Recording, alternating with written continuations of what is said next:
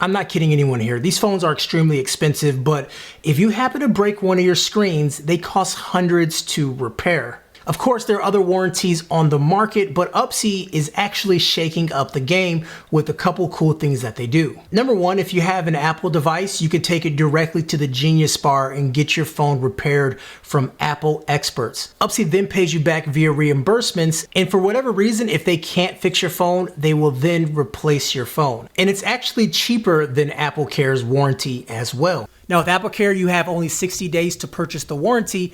Upsie doubles that at 120 days after the purchase where you can get your warranty.